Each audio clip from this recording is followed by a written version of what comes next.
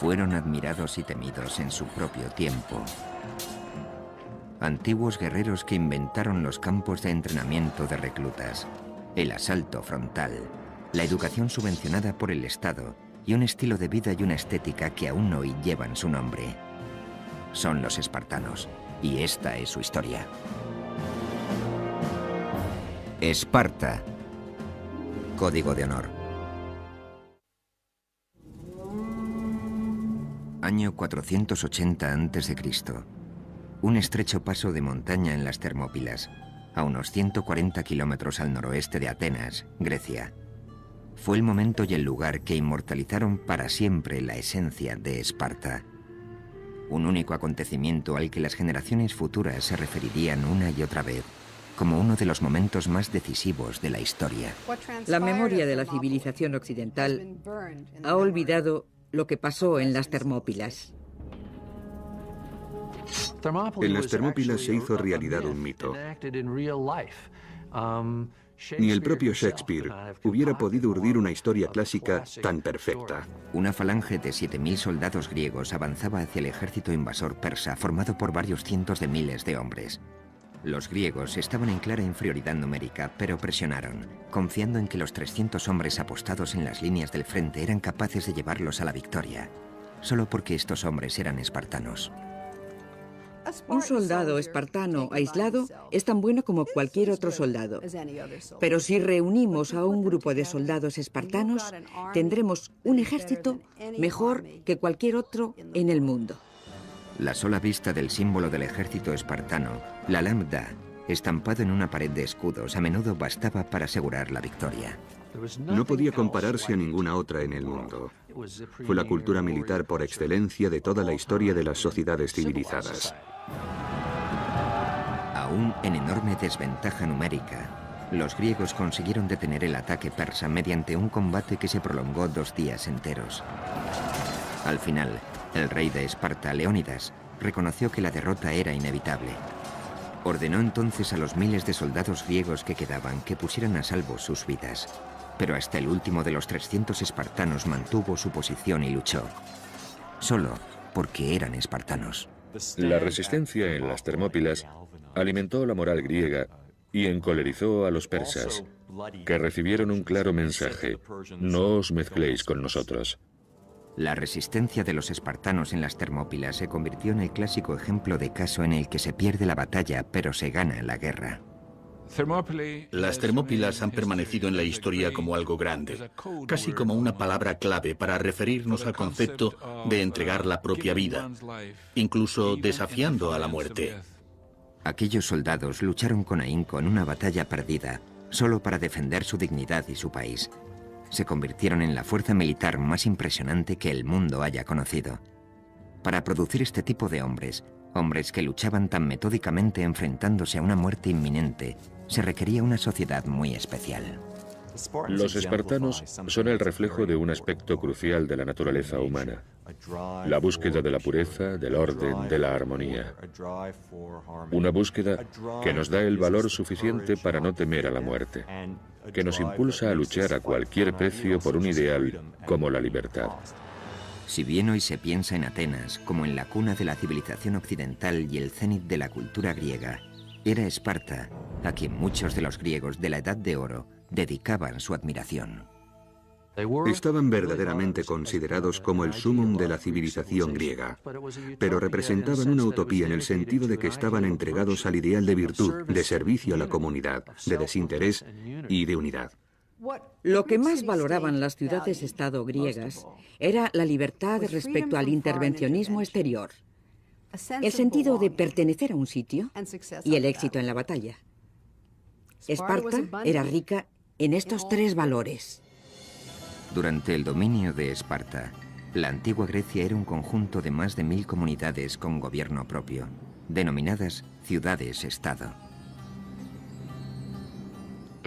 Una ciudad-estado es una ciudad que a todos los efectos prácticos funciona como un estado o un país con su gobierno propio, su ejército propio, su armada propia y sus propias leyes. Estos estados se distribuían por todas partes. Muchos de ellos fueron muy significativos para la cultura griega. Los orígenes de Esparta se remontan al siglo XII a.C., época de grandes cambios en el mundo antiguo, cuando el poder egipcio languidecía y daba paso al florecimiento del Segundo Imperio Babilónico. Según la leyenda griega, Esparta nació fruto de la violencia y la conquista, cuando en el 1150 a.C., los invasores del norte, que se creían descendientes de Hércules, iniciaron su avance hacia el sur para reivindicar lo que ellos consideraban tierras de sus ancestros. Cuando el rey Lacedemón tomó la península central, le puso Laconia en su propio nombre. A su capital principal la nombró Esparta, como su reina. Durante casi 400 años, hasta el 750 a.C. aproximadamente, Esparta fue el núcleo religioso, cultural y de gobierno de Laconia. Florecieron entonces la música y las artes. Son célebres los maravillosos coros de mujeres espartanas. Además, Esparta contaba con una magnífica cerámica con la que comerciaban y eran famosos por sus trabajos en bronce. Estos son ejemplos muy tempranos de arte lacónico. No se han encontrado restos de bellas artes espartanas que puedan datarse después del siglo VII a.C. Es como si el pueblo de Esparta hubiera dejado simplemente de dedicarse a ello. El abandono de este tipo de artes visuales que contemplamos por todas partes representa claramente una decisión tomada a conciencia. Fue una decisión que coincidió con el momento crucial de la historia de Esparta, el periodo conocido como las Guerras de Mesenia. Todo comenzó con una explosión demográfica que obligó a Esparta a buscar nuevas tierras y nuevos recursos alimenticios. Solucionaron el problema anexionándose un país entero, un país que era más grande que Esparta tanto en territorio como en población. Este capricho del destino determinaría el curso de la historia de Esparta para los siguientes 300 años. La tierra que eligieron para conquistar fue Mesenia, una comunidad dórica aislada en la parte occidental.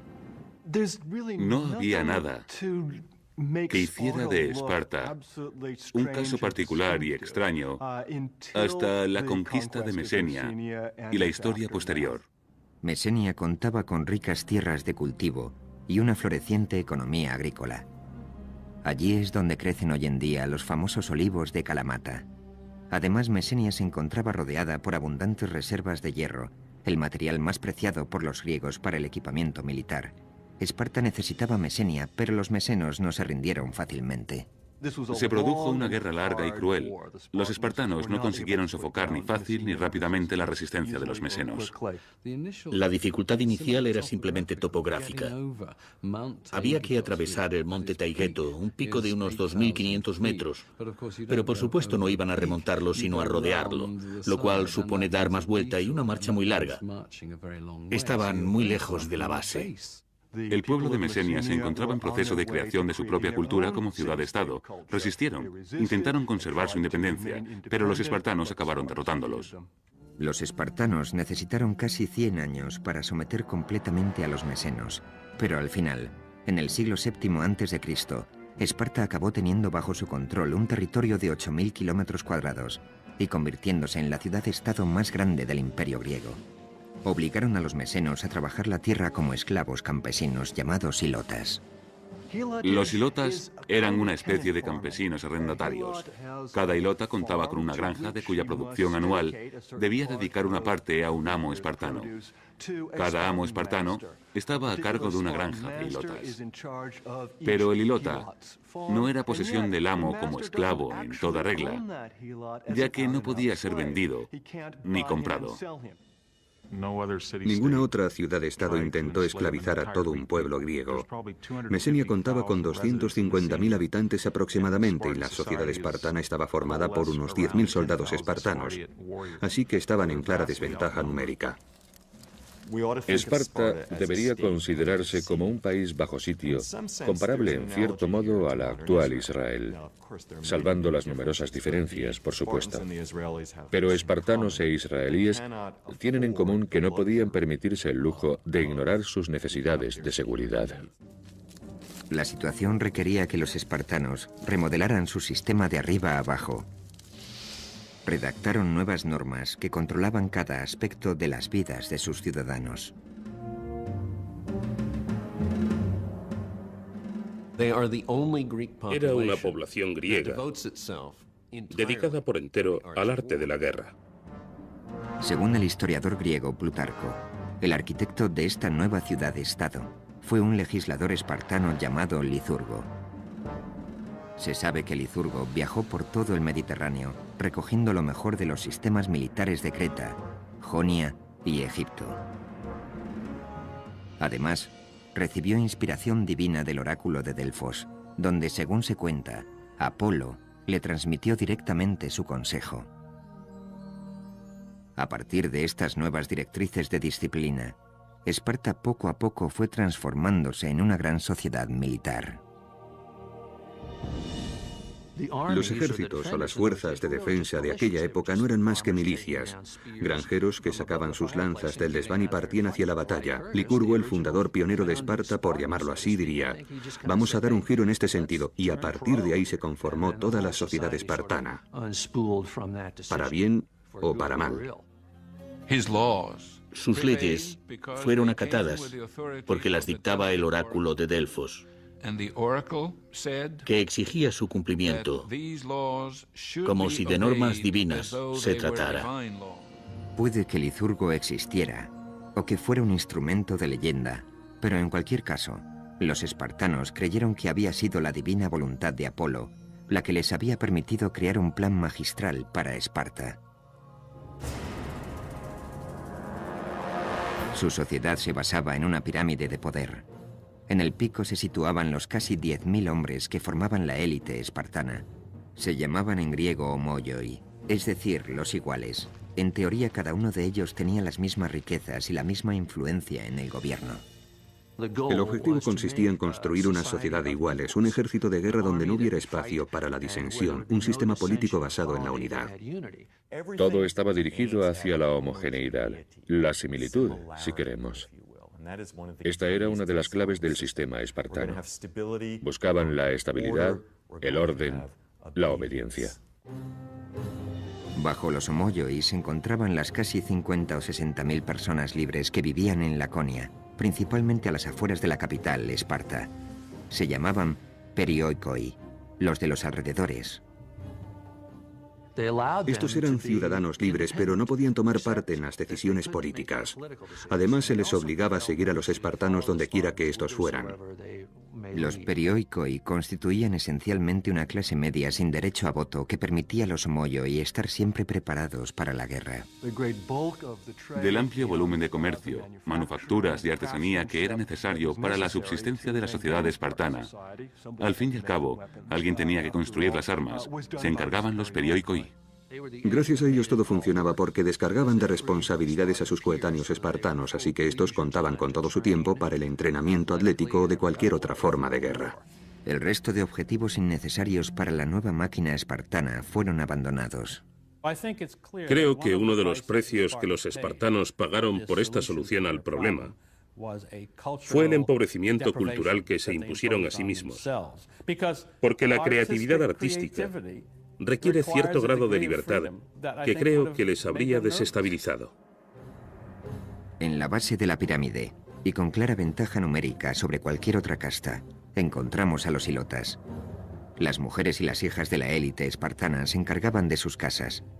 Este sistema dejaba la polis, la ciudad-estado griega, como única responsabilidad de los iguales. Estaban dispuestos a llegar a las que luego se revelaron como medidas extremas para formar un estado que nunca antes se había visto y que supongo que no se ha vuelto a ver desde entonces. En las siguientes décadas, Esparta ideó un nuevo sistema de gobierno que controlaría a todos y cada uno de los ciudadanos, desde la cuna hasta la tumba.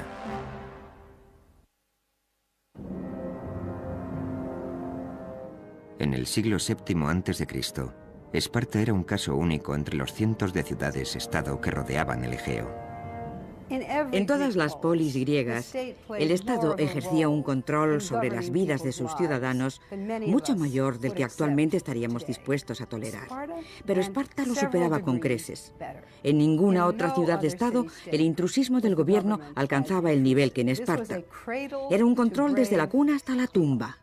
De hecho, era en la cuna donde se tomaba la primera medida sobre los futuros espartanos. Nada más nacer, El gobierno examinaba a cada bebé de la élite para determinar si debían permitirle vivir. Los bebés que no llegaban al nivel superior eran expuestos, eufemismo espartano para referirse al acto por el que a los niños imperfectos se les dejaba morir abandonados en la cima de una montaña. Parece algo exageradamente cruel, pero el objetivo era producir soldados. Y eso era lo que pretendían de cada recién nacido. Necesitaban los mejores hombres, así que creo que no les parecería reprobable porque criaban a los mejores y a los más fuertes. También las niñas debían pasar por el proceso de aprobación de la Junta de Supervisores, que decidía si debían vivir o ser abandonadas en el pico de una montaña. Las niñas que sobrevivían eran educadas para ser madres y los niños para convertirse en iguales espartanos, guerreros que controlaran el gobierno. En Esparta, el gobierno era por y para el pueblo, en el caso de los homoioi, o iguales. El resto, los perioikoi y los ilotas, no eran ciudadanos. Los espartanos obtuvieron un éxito sin parangón al diseñar un sistema único, digamos, propio de ellos, que se mantuvo durante muchos años. De hecho, fueron tantos que Maquiavelo y otros lo tomaron como modelo. En la cima del gobierno espartano se erigía una monarquía hereditaria, con una peculiar variante. El punto de partida clave, que parece ser el aspecto más antiguo de su constitución, es que no tenían un rey, sino dos. Es verdaderamente extraño. La mayoría de las ciudades griegas recuerdan aquellos tiempos en los que tenían rey, y muchas de ellas conservan la figura de una especie de jefe religioso al que en ocasiones se le denomina el rey. Sin embargo, los espartanos tenían dos reyes con verdadera autoridad en la sociedad, tanta como para liderar los ejércitos, una autoridad profundamente religiosa. La razón que justifica esta característica es el control mutuo entre los reyes. Así se evitaba la concentración de poder en un solo hombre. Esta monarquía dual, junto con 28 espartanos mayores de 60 años, formaban un consejo de ancianos denominado Gerusia. La Gerusia aplicaba las políticas y funcionaba como tribunal penal supremo. Esparta era, en cierto modo, una sociedad gerontocrática. Los gobernantes eran ancianos y había puestos disponibles solo para ellos. Una de las razones que explican esto es que si sobrevivías como para hacerte mayor en un entorno espartano, es que eras verdaderamente fuerte. Por debajo de Gerusia estaba la Asamblea de Ciudadanos, constituida al completo por iguales espartanos cuyas edades superaban siempre los 30 años. Esta era la rama menos poderosa del gobierno espartano. La asamblea espartana no realizaba funciones deliberatorias, sino que asumía las órdenes de otras personas que habían decidido cuál era el camino que debía tomar la sociedad. La asamblea se limitaba a apoyar sin rechistar las políticas propuestas por otras personas. Por encima de todo este sistema se instauró una junta de 5 hombres llamados éforos, que regían el ejército, supervisaban el sistema educativo y contaban con un significativo poder de veto sobre todos los demás, con el tiempo incluso sobre los reyes. Sin embargo, también su poder estaba sujeto a control, por un lado con la limitación de sus mandatos a 1 año, y por otro haciéndoles responsables de todos sus actos ante la asamblea. Aquellos que sirvieran como éforos o en otras funciones eran inmediatamente sometidos a juicio al acabar su año de mandato.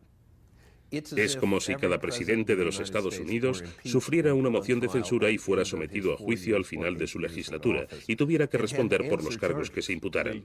El objetivo de esta Constitución era evitar a toda costa que cualquier hombre o institución social amasara demasiado poder. Creo que el sistema resultó muy eficaz. ¿Cómo puedes hacer tu voluntad con tanta gente alrededor para impedírtelo? El sistema entero estaba diseñado para que nadie hiciera su voluntad. El propósito era no cambiar, detener cualquier cambio, y desde luego el método cumplió con creces su fin. De hecho, durante casi 400 años, Esparta disfrutó del gobierno más estable de la historia de la antigua Grecia, aunque desde luego no era una democracia. La libertad del individuo constituye un aspecto clave de toda democracia. La libertad de expresión, de votar según tu conciencia. Y precisamente esta libertad de expresión no era una de las características de la sociedad espartana. Ni siquiera pensaban que la libertad fuera una buena idea. La libertad no se encontraba entre las virtudes que se les enseñaba a respetar a los espartanos. La prioridad dentro del gobierno espartano era controlar a los ilotas.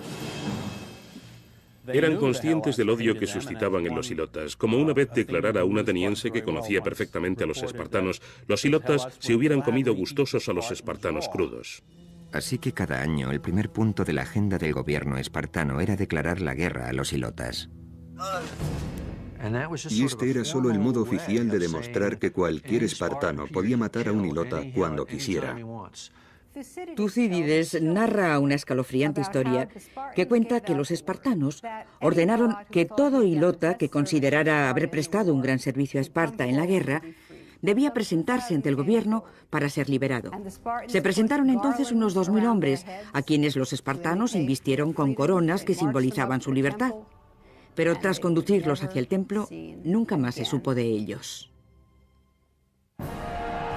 Además de permanecer en guerra constante y formal contra los ilotas, otro de los objetivos prioritarios del gobierno era legislar sobre todos los aspectos de la vida en Laconia. Hacían todos los días lo mismo. Se casaban en el mismo intervalo de edad, se vestían igual, hablaban igual, se comportaban todos igual. Para garantizar la igualdad, el gobierno instauró un sistema por el que, en principio, ningún espartano podía ser más rico que otro. Si había demasiada diferencia respecto a riquezas o comodidades, podía ocasionar muchos problemas. Determinaban el tamaño de las granjas que debía mantener a la familia de cada guerrero para que fueran siempre iguales. Eso solo era posible si destruían el sistema de mercado, lo cual significaba que no podía haber dinero ni mercados libres, ni exportación ni importación. Para acabar definitivamente con cualquier tipo de tentación de gastar dinero en tiendas, todos los equipamientos de las casas, por decreto, eran exactamente los mismos. Todo funcional, sencillo e idéntico. La cultura espartana era austera. De ahí que empleemos el término espartano para referirnos a la austeridad o a lo estricto hoy en día. En Esparta estaba considerado como inaceptable que la gente rica se distinguiera en el modo de vestir. Reinaba la austeridad y la igualdad. En Esparta todo el mundo llevaba ropa de género republicano. Si lo analizamos fríamente, los uniformes en los colegios de hoy en día responden más o menos a la misma idea, que la ropa no sea motivo de desigualdad. Incluso el discurso de la élite lacónica tenía que ser austero. Los espartanos estaban entrenados para ser hombres de pocas palabras. Ello concordaba con la sencillez y la fuerza de los guerreros espartanos. El discurso lacónico era ideal para tomar decisiones automáticas en el campo de batalla. Sin embargo, no lo era tanto para relajarse y reflexionar sobre la perspectiva de conjunto, y ese era uno de los principales problemas que tenían los espartanos. Para mantener este sistema en pie, la posición de Esparta respecto a política exterior era igualmente lacónica: no mezclarse con extraños. No querían que nadie supiera demasiado sobre Esparta. Más aún, no querían que los propios espartanos supieran demasiado acerca del resto del mundo. Querían conservar sus tradiciones, su sentimiento nacionalista, y la manera de conseguirlo no era precisamente mezclándose con otros. No abandonaban su territorio casi nunca, y en aquellas ocasiones en las que tenían que hacerlo debido a alguna actividad militar que les obligaba a dejar sus casas por un tiempo, casi siempre acababan comportándose como si se hubieran vuelto locos, porque no sabían asimilar el cambio. Si todo este control parecía exageradamente intrusista, lo era, pero el dominio del gobierno sobre la sociedad estaba perfectamente aceptado en la vida de la antigua Grecia. Cuando los griegos hablaban de política, no se referían únicamente a la Constitución, una mera organización política. Consideraban que un régimen era una organización social, cultural, una organización que abarcaba todos los aspectos de la vida. El régimen espartano refleja perfectamente este concepto. El primer medio adoptado para adoctrinar a los espartanos en esta nueva sociedad Era un sistema educativo que preparaba a los niños desde los 7 años para que se convirtieran en máquinas de matar. El éxito de Esparta dependía de un control muy estricto sobre la sociedad. Durante un periodo de más de 100 años, en el siglo VII a.C., Esparta se dedicó a inventar y perfeccionar el primer sistema de ingeniería social del mundo. El control del Estado empezaba al nacer. Los niños, que no daban la talla, eran asesinados. A los superiores se les adoctrinaba, se les entrenaba y se les formaba para convertirlos en una fuerza militar que debería controlar a los ilotas, el pueblo esclavizado de Mesenia. Al tener una población poco numerosa esclavizando a una más numerosa, resultaba imprescindible, según el modo de ver espartano, que cada espartano fuera cualitativamente superior a 10 o 12 mesenos. El único modo a partir del cual podían alcanzar a su entender ese grado de preparación militar era unar a todos los jóvenes en un grupo, darles un entrenamiento común y hacerlo desde muy temprana edad. A los 7 años, los niños espartanos salían de sus hogares y quedaban a cargo del Estado, que se hacía responsable también de su entrenamiento. Vivían en una especie de academia militar llamada Agogé. Cuando cumplían los 7 años, los niños espartanos entraban a formar parte de un mundo de adultos, el mundo en el que se desarrollaría el resto de su vida, siempre que sobrevivieran. Inicialmente, eran trasladados a lo que a veces llamo las tropas infernales de crías scout. Consistía en un rally de supervivencia de 15 años. Allí los espartanos recibían preparación para la guerra, y es aquí donde está inspirado un dicho que se le atribuye a Patón, según el cual este general les dijo a sus hombres: «No quiero que maten por mí, quiero que mueran por mí». Así funcionaban los espartanos, siempre preparados para morir. En los primeros 5 años de un niño en la Agogé, es decir, desde los 7 hasta los 12, un formador jefe del gobierno llamado Pedónomo se encargaba de su instrucción en cultura general y educación física. La disciplina y los castigos, en cambio, los impartían los chicos mayores. Es como si cuando entráramos al instituto, los alumnos más mayores fueran responsables de los del primer curso. Creo que, en este sentido, este sistema explota la potencial crueldad que los chavales empleamos unos con otros para tratar de enseñar a los niños espartanos, desde el primer momento, que debían obedecer absolutamente todas las órdenes que recibieran de un superior.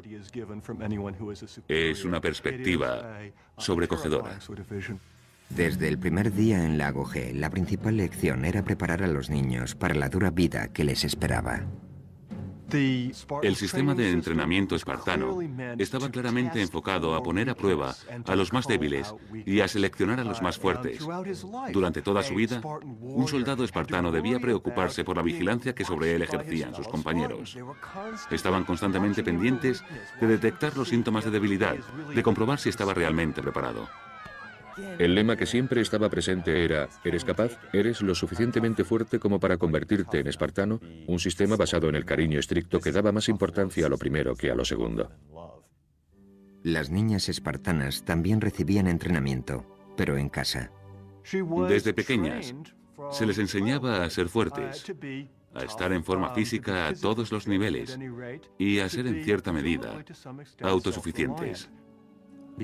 Como el sentido de su vida no era otro que producir hijos que defendieran a la comunidad, comían bien, participaban en competiciones atléticas, etc. En cierto modo eran criaturas que recibían una atención privilegiada.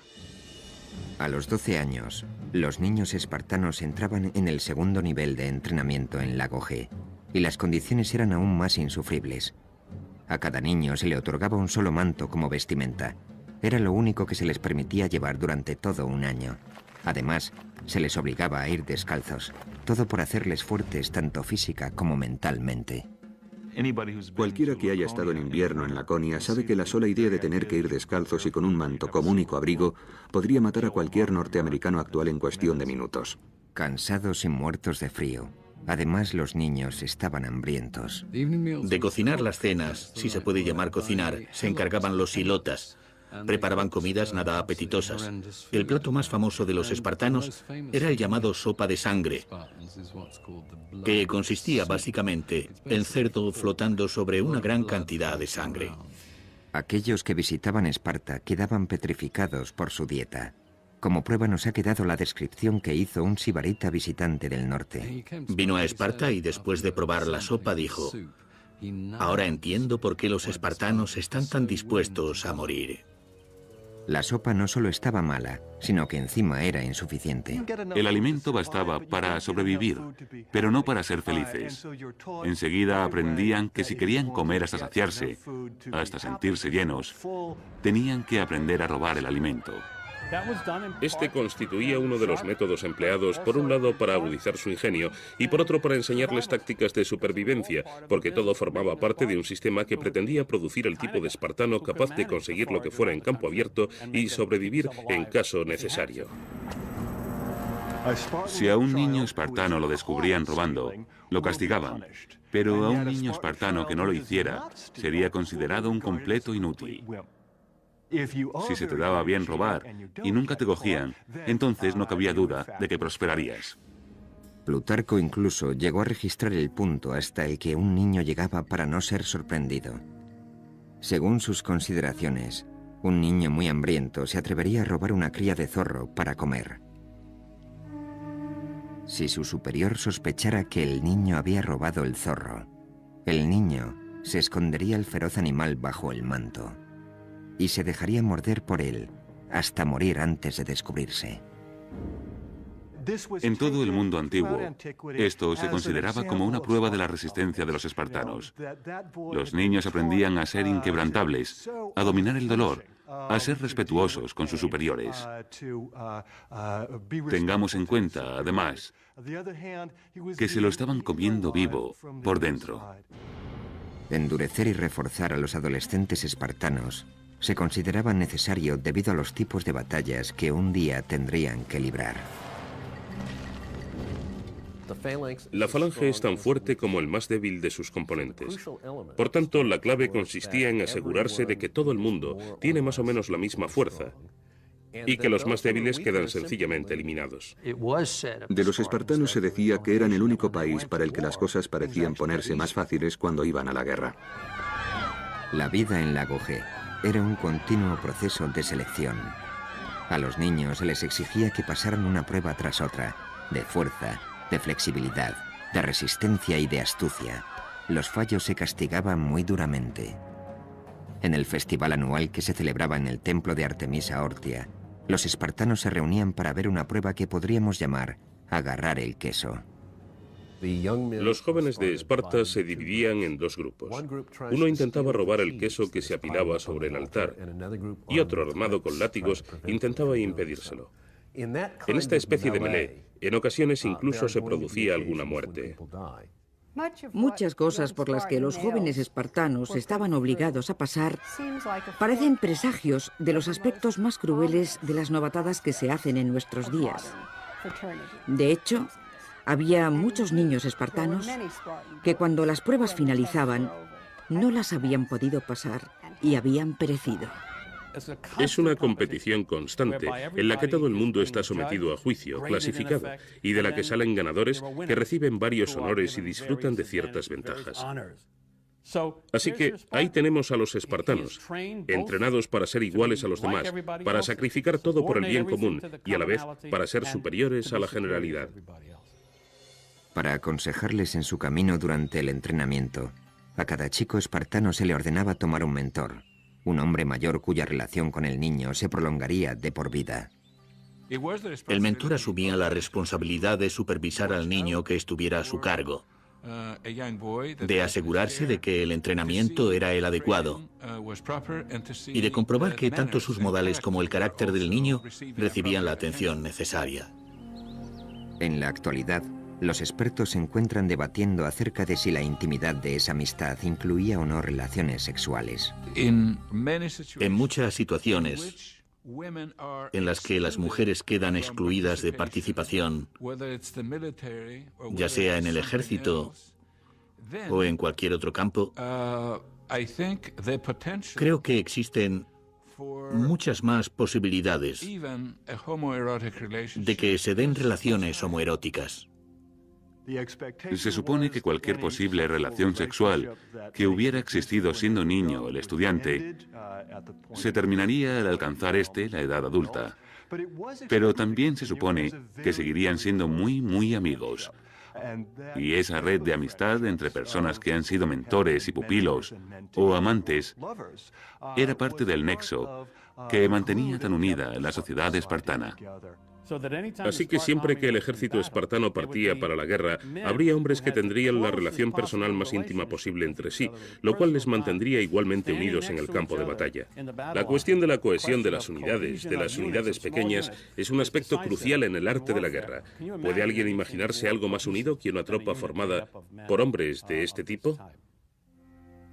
A medida que un espartano se hacía mayor, iba introduciéndosele en dos nuevas y distintas, pero eminentemente prácticas experiencias: el matrimonio y el asesinato a sangre fría.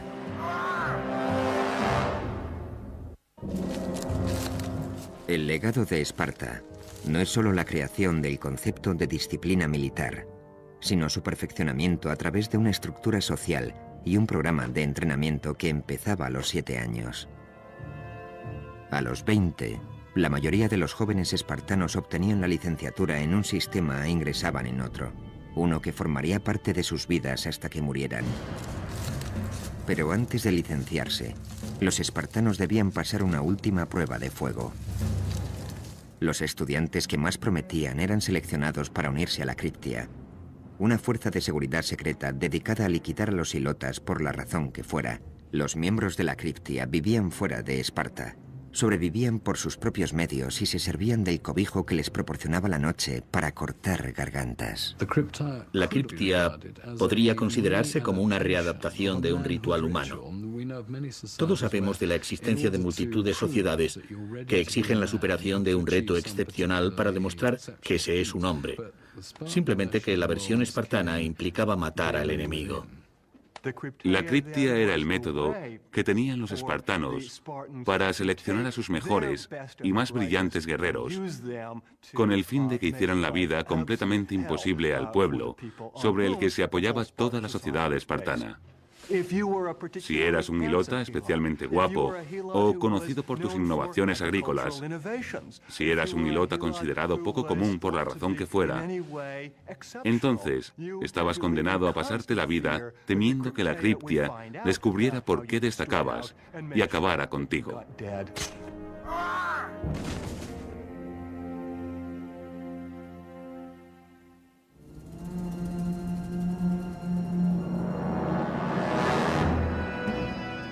Tras su paso por la Criptia, los jóvenes espartanos se unían a pequeños regimientos de 15 miembros cada uno.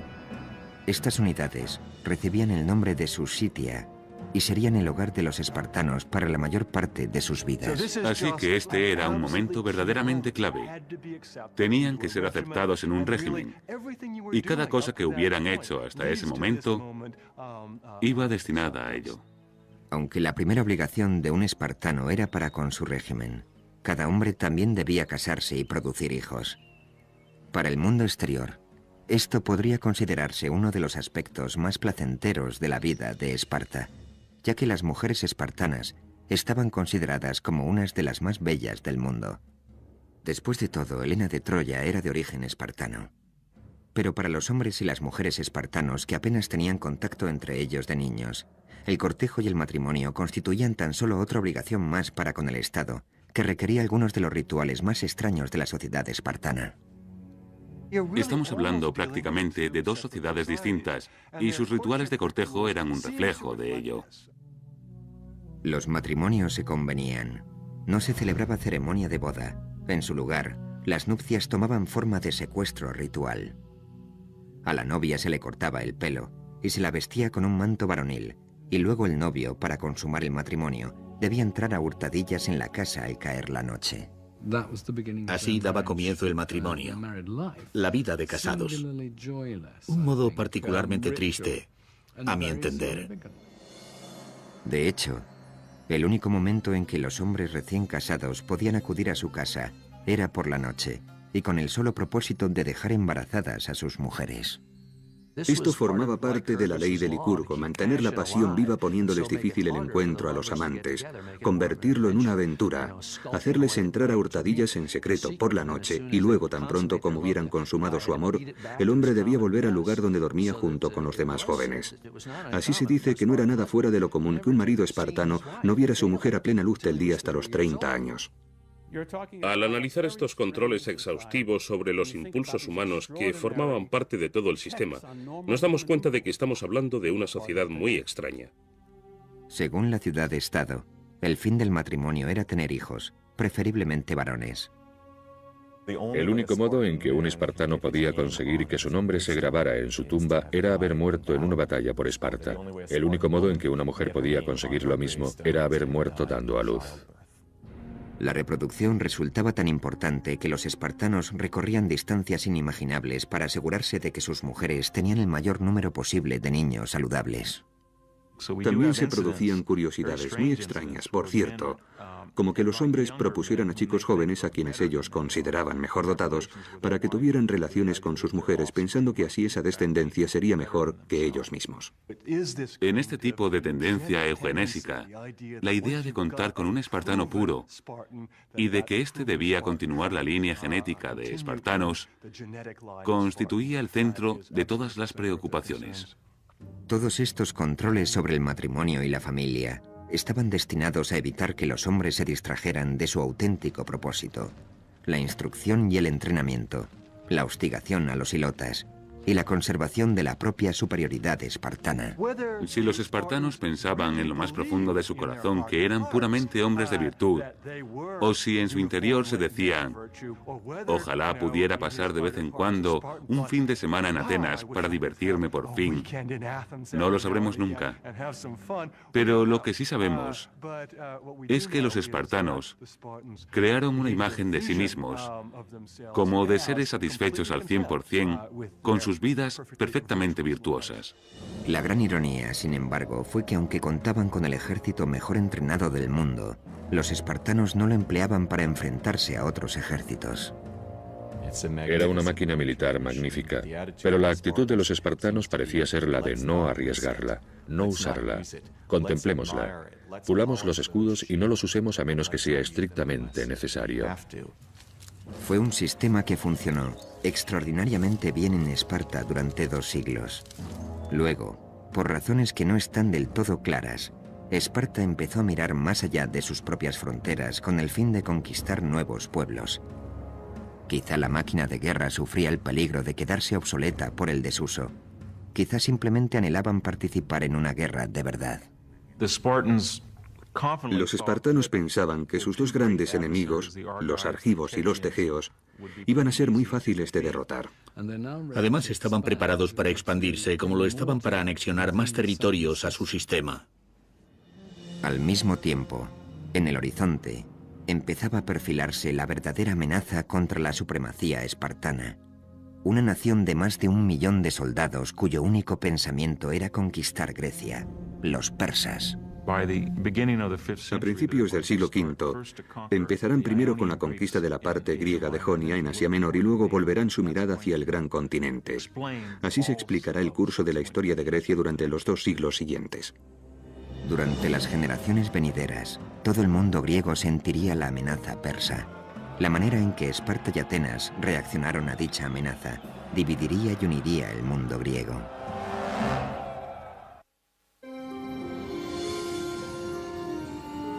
A finales del siglo VII a.C., Grecia era una enorme confederación de más de 1000 ciudades-estado, completamente independientes, cada una con su propio carácter y reputación. Atenas, la más grande de todas, tenía una vida cultural muy desarrollada, una arquitectura magnífica y una armada impresionante. Pero Esparta, considerada por encima de Atenas por todas las ciudades-estado del Egeo, no contaba con nada de eso. Al contrario, había sacrificado la cultura en el altar de la guerra. Esparta era un campamento armado. Eso nos da un sistema educativo enfocado principalmente a la formación militar. Fue entonces cuando se creó un cuerpo de policía secreta y cuando se produjo la desconexión temporal con el resto de Grecia. Esparta no conquistará colonias ni construirá ninguna flota. Su única obsesión será el control de Mesenia. Desde finales del siglo VII a.C., Esparta tenía sometida a Mesenia, un país cuya población superaba la de Esparta en una proporción de 10:1. Dicho sometimiento se llevaba a cabo a través de un tipo de esclavitud llamado hilotismo, acompañado por una campaña de terror ejercida por soldados específicamente entrenados. Esparta fue el primer país que desarrolló lo que se daría en llamar disciplina militar occidental. Los conceptos modernos acerca de la instrucción, las marchas, rangos, filas y técnica del asalto por falanges fueron todos inventados por los espartanos. En este caótico mundo de las guerras hoplitas, los espartanos aprendieron que había que mantener la calma y estar unidos. Así se evitaban los espacios entre ellos, aumentaba la cohesión de las filas y se derrotaba al enemigo. Entre todas las falanges, la espartana era la más elegante, la más capacitada para realizar cambios en el campo de batalla en caso necesario. Asimismo, los espartanos rediseñaron de arriba a abajo el armamento de guerra. El instrumento clave era el oplón, de 91,5 centímetros de diámetro, un escudo que portaba cada uno de los soldados. De ahí el término hoplita para describir al soldado espartano y a todos los que después adoptaron sus métodos. Los soldados, además, iban armados con lanzas de 2 metros de largo, una segunda espada, un pesado casco con 2 pequeñas aberturas para poder ver y una armadura de bronce. Con lo que el ensamblaje completo, o panoplia, podía llegar a pesar casi 32 kilos. En este punto puede parecer ridículo que en pleno verano hombres que no medían más de unos 70 y pesaban entre los 55 y los 59 kilos pudieran cargar con la mitad de su peso. ¿Cómo lo conseguían? A través de un sistema de rituales que determinaba una batalla entera mediante un choque de media hora entre ciudades-estado vecinas. Por lo que se cuenta, los espartanos dominaban este arte de guerra mejor que nadie. Las batallas se decidían mediante tácticas rápidas, definitivas y mortales, basadas en el trabajo en equipo y en la agilidad. Pero durante casi más de 100 años, este arte de guerra fue más una teoría que una realidad. Sin embargo, a partir del siglo VI a.C., los espartanos dejaron de conformarse con haber conquistado y sometido a los mesenos. Volvieron entonces la vista al norte, a la ciudad-estado de Tegea, para expandir su territorio en esa dirección. Sin embargo, Esparta era una de las ciudades-estado con sentido religioso más profundo de Grecia, y no podía actuar sin el consentimiento previo de los dioses. Una delegación fue enviada a Delfos con el fin de obtener la bendición de Apolo, del que creían hablaba a través de una sacerdotisa o Pitia. El oráculo griego era parte horóscopo, parte galleta china del porvenir, parte conjeturas y parte sobornos. A menudo la gente escuchaba lo que quería escuchar. El peregrinaje a Delfos parecía más una visita al mago de Oz que una consulta a un futurólogo o a un lector de manos. Alrededor del año 560 a.C., los espartanos invadieron Tegea. Aquella victoria significó algo más que tan solo ganar una guerra. A partir de entonces, Tegea, en lugar de en enemiga, se convirtió en aliada y probablemente en una de las primeras de una serie de alianzas que se expandieron por la mayor parte del Peloponeso e incluso más allá de él. A finales del siglo VI a.C., la intimidante máquina espartana había convencido a numerosas ciudades-estado del Peloponeso para que se unieran a ella. Esta poderosa alianza se conoció como la Liga del Peloponeso, y Esparta fue su líder. El objetivo consistía en crear una fuerza que hiciera frente a Atenas, no tanto para tomar la potente ciudad-estado como para evitar tener que luchar contra ella. Es algo lógico. Si cuentas con una superioridad militar absoluta y con la reputación como potencia militar absoluta, puedes evitar los enfrentamientos. Esta era la política espartana. Trataban de evitar los conflictos a toda costa porque eran conscientes de que siempre que se luchaba, existía el riesgo de perder. Pero la inminente amenaza proveniente desde el este obligaría a Esparta a salir de su mundo de aislamiento. Persia, gobernada por Darío I, comandaba el imperio más grande que el mundo antiguo hubiera conocido hasta el momento. Entre sus conquistas se contaban muchas ciudades-estado griegas, incluidas las de Jonia. Sin embargo, después de varias décadas de opresión política y fiscal persa, los jonios iniciaron la rebelión. En el año 499 a.C., enviaron una delegación para que se reuniera con el rey de Esparta, Cleómenes, quien se negó a atender a los jonios, decisión que desencadenó una serie de acontecimientos que cambiaron el curso de la historia. Pero no todos los griegos compartían la claridad de visión de Cleómenes. Los ateneos fueron persuadidos por los jonios para que enviaran apoyo a los revolucionarios. A pesar de la ayuda de Atenas, el poderoso imperio de Darío I derrotó a los jonios. Y los persas no perdonarían nunca el apoyo de Atenas a los rebeldes. Tras haber aplastado el levantamiento, los persas empezaron a pensar en serio acerca de aquellos advenedizos del oeste que habían osado entrometerse en lo que para Persia era, a todos los efectos, un asunto interno. Entretanto, Cleómenes se embarcaba en una cruel campaña de anexión de las ciudades-estado vecinas con el objetivo de reforzar y expandir la Liga del Peloponeso. La acusación más atroz formulada contra él fue la de haber llevado durante el ataque a Argos a unos 6.000 hoplitas argivos, según sus propias palabras, a un bosque sagrado y después ordenar a los hilotas, no olvidemos que los hilotas no eran espartanos, que prendieran fuego al bosque. Con lo que esos 6.000 argivos murieron torturados. Cuando Cleómenes volvió a Esparta fue juzgado por estos hechos. Los cargos eran muy graves y ni el rey estaba exento de responder ante la ley espartana. Cleómenes se enfrentaba a la posibilidad del exilio.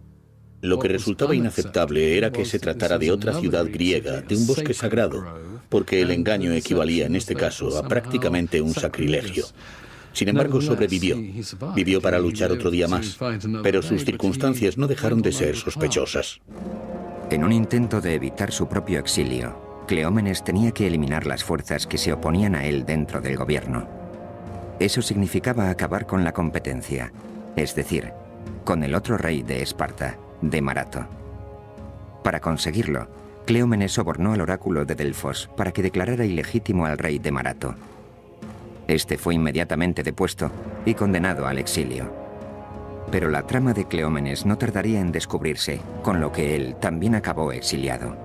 Cuando Cleómenes regresó, con el tiempo, sufrió una horrible muerte que él mismo se infligió. La versión más extrema de los acontecimientos cuenta que se suicidó descuartizándose a sí mismo desde los pies hasta llegar a los órganos vitales.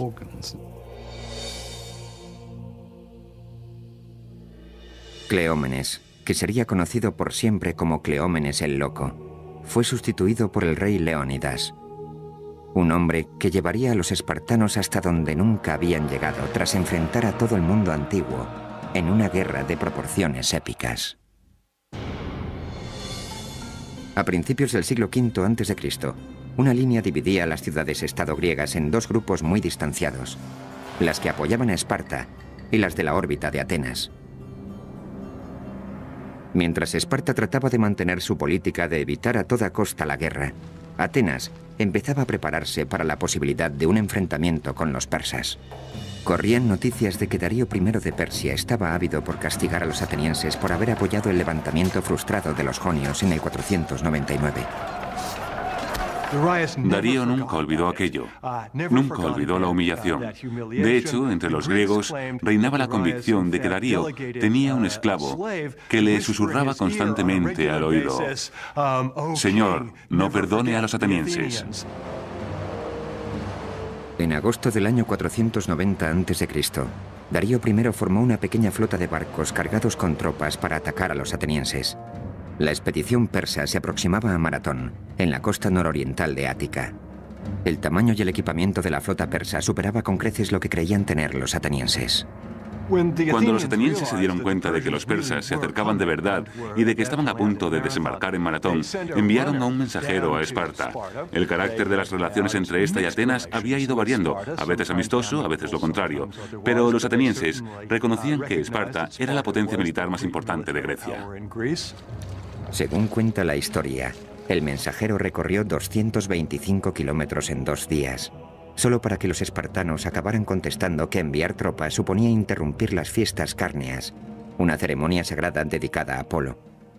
Esparta prometió enviar refuerzos cuando las fiestas hubieran acabado, 10 días después. Los atenienses tuvieron que hacer uso de todas sus fuerzas. Enviaron todos los hombres disponibles, unos 9.000 efectivos de infantería armados al completo, que se cuadraron ante las tropas persas, seguramente 2 o 3 veces más numerosas que ellos, en la llanura de Maratón. Durante varios días, atenienses y espartanos se vigilaron desde la distancia al calor del sol de agosto. Al final, cuando empezaron a avistarse los refuerzos espartanos, el general Miltíades ordenó un ataque sorpresa sobre el enemigo. El ejército persa quedó hecho jirones. Los equipados hoplitas atenienses demostraron ser más de lo que los hombres de infantería persas, solo ligeramente armados, podían asimilar. La masacre fue irremediable. A todo esto, los atenienses habían enviado otro mensajero de nuevo a Atenas para anunciar su victoria. Tras la heroica victoria conseguida por los atenienses, llegó por fin una tropa de refuerzo de 2.000 hoplitas espartanos, pero no había quedado nadie contra quien luchar. Cuando el ejército espartano llegó a Maratón, los atenienses les mostraron satisfechos los cadáveres de los persas a quienes habían abatido con toda facilidad. Eso fue algo que los espartanos recordarían siempre. Mientras tanto, los persas empezaron a tramar su venganza. En el año 486 a.C., Darío I eligió a su hijo, Jerjes, para que lo sucediera. Jerjes planeó minuciosamente una nueva y mucho más elaborada invasión de Grecia. Un plan que tardaría años en poner en práctica. Hacia el año 481 o 480 se hizo obvio que Jerjes llevaba unos 4 años movilizando a una enorme fuerza, quizá de unos 250.000 hombres de la flota y del ejército de tierra, para incurrir en Grecia bien preparados. Ante esto, los espartanos, los atenienses y otro pequeño contingente de ciudades-estado se reunieron para programar un contraataque. Debatieron ampliamente la estrategia, antes de acabar nombrando al almirante espartano Euribíades para comandar tanto las fuerzas de tierra como las navales. Por un lado, los espartanos eran muy arrogantes. Se decían a sí mismos, si los peleles de los atenienses pudieron con los persas en Maratón, ¿qué no podremos hacer los espartanos? Por otro, los más cultivados pensaban, no hay por qué temer a los persas, porque aunque sean muchos, no son soldados de infantería especialmente destacables, mientras que nosotros somos los mejores del mundo. En la primavera del año 480 a.C., todo estaba ya preparado. Los persas, por su parte, habían reunido 46 contingentes regionales bajo el comando de 30 generales para la invasión de Grecia. A la cabeza de todos Jerjes, conocido tanto por amigos como por enemigos como el Gran Rey, la enorme fuerza estaba compuesta por unos 200 o 300.000 soldados. El ejército de Jerjes consumía millones de litros de agua al día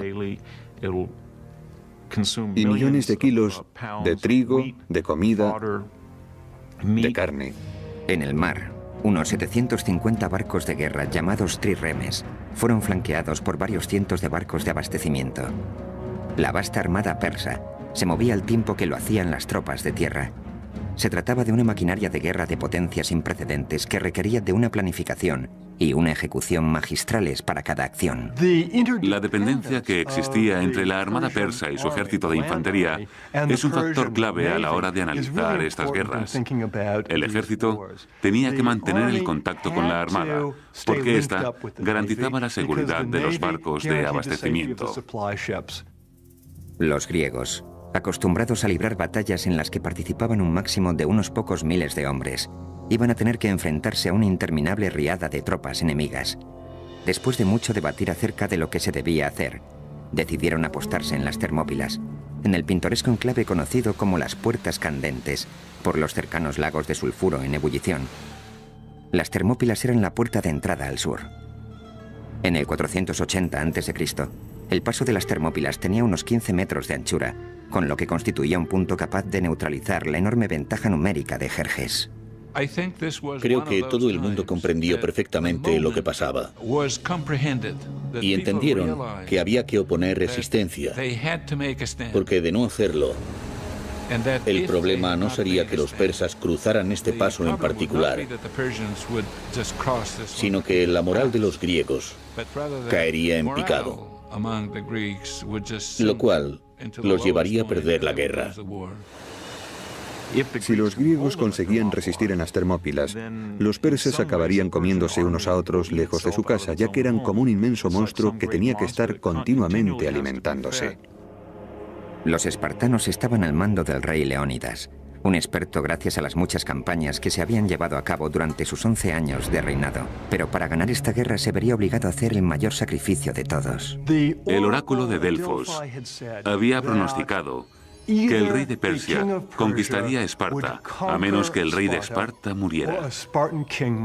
Leónidas era perfectamente consciente de este augurio, así como de que si los griegos oponían una contundente resistencia a los persas tras las Termópilas, se iba a producir un momento glorioso, algo que conmocionaría a todo el mundo. En un inmenso alarde de valor, Leónidas seleccionó a los hombres para la que seguro sería una misión suicida.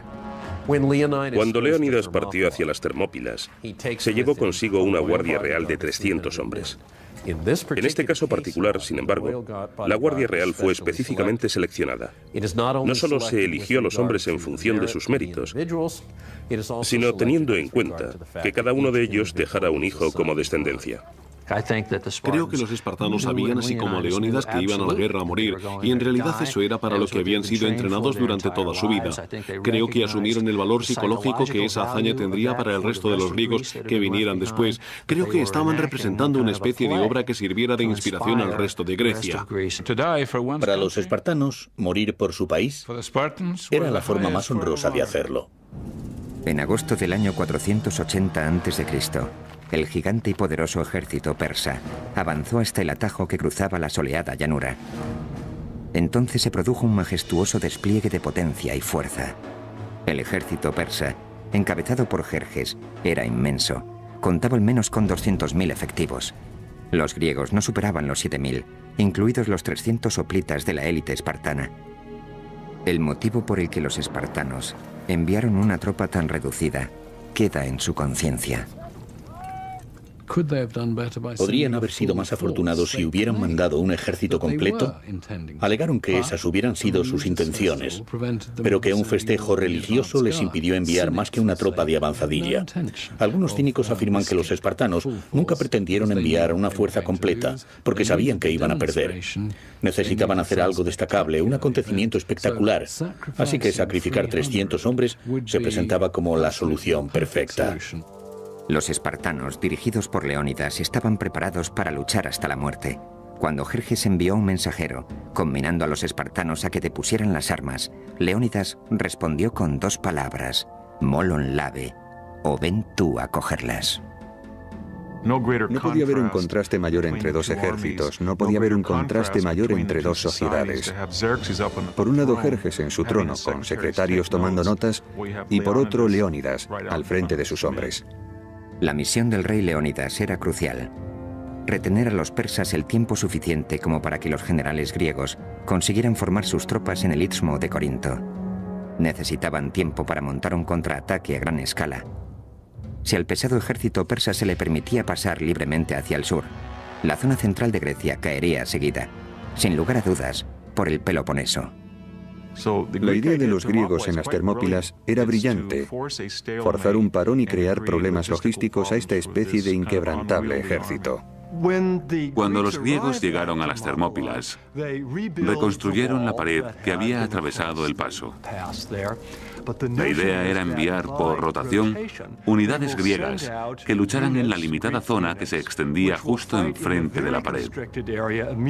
Los persas no podrían emplear todos sus efectivos porque el terreno en el que los griegos pretendían luchar era muy reducido.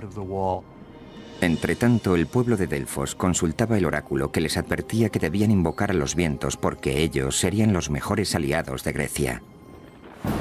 Tan pronto como hubieron tenido esta revelación, se desató una terrible tormenta. La magnífica armada persa se dispersó por la costa magnesia, que carecía de puerto, y allí perecieron más de 200 barcos. Jerjes montó en cólera ante la inesperada pérdida y quedó desconcertado por el nimio reto que se le proponía a su poderoso ejército en las Termópilas. El gran rey ordenó a un soldado de avanzadilla que reconociera el terreno y le informara de las dimensiones completas del enemigo.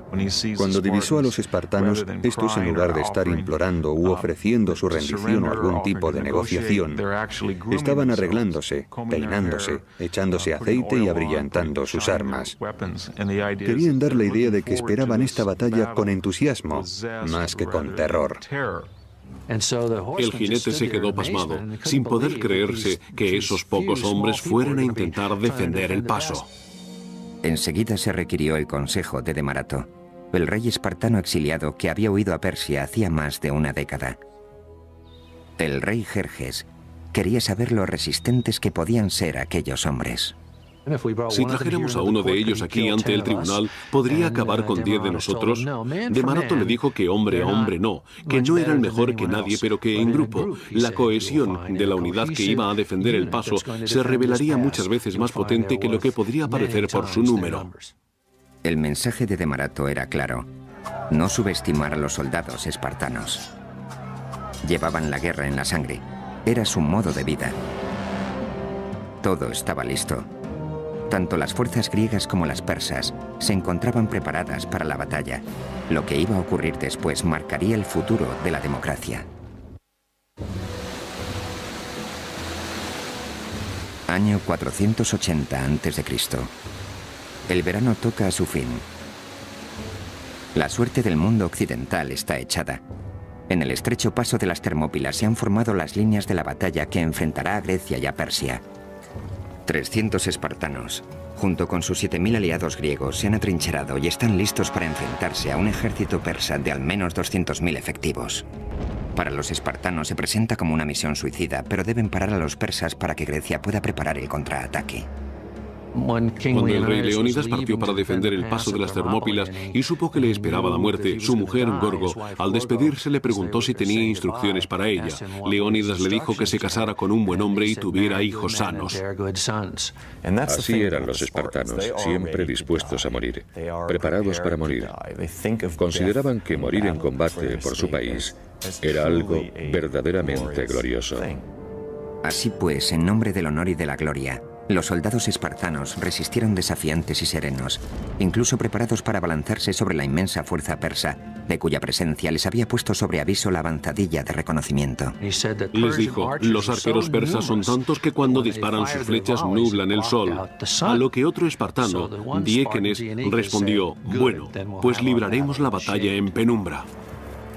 El 18 de agosto del año 480 a.C., 4 días después de haber llegado a las puertas candentes de las Termópilas, los dos bandos se hallaban listos para el combate. El aplastante número de efectivos persas les permitió contar con toda la seguridad que un ejército podía desear. Pero las tropas bronce y carmesí espartanas se erguían desafiantes, dispuestas a luchar. Normalmente conocemos formaciones de 8 filas. El motivo que lo justifica es que las primeras 2 o 3 filas luchan porque las lanzas son muy largas.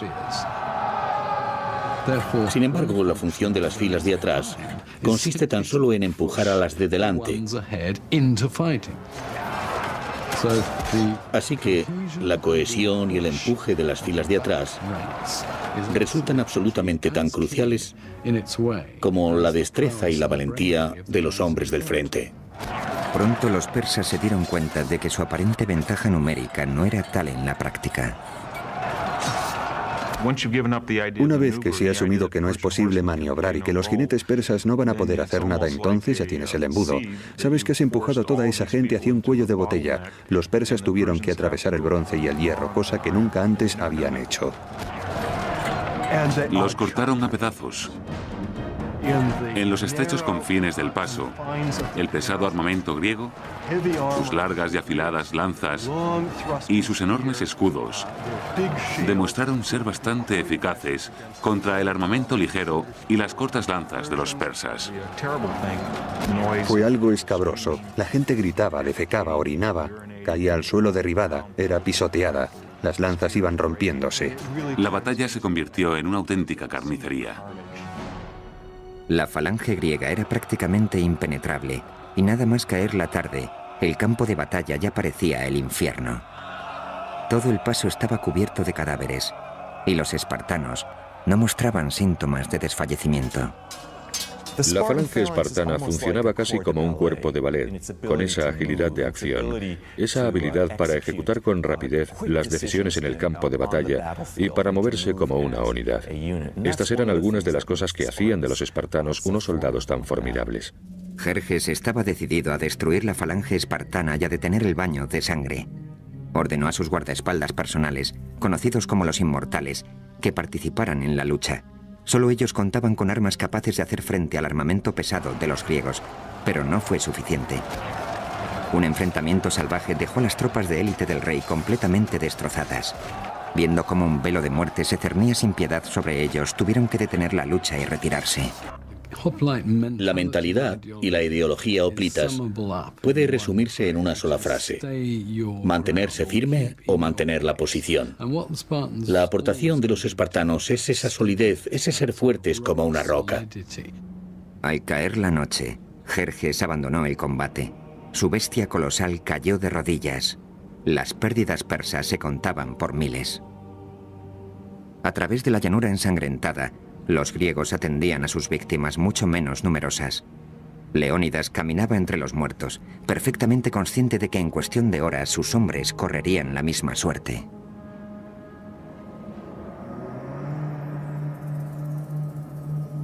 La mañana amaneció fría y clara el 19 de agosto del 480 a.C. El rey Jerjes de Persia, tambaleándose todavía por el escalofriante número de bajas el primer día en las Termópilas, lanzó su segundo asalto sobre los griegos.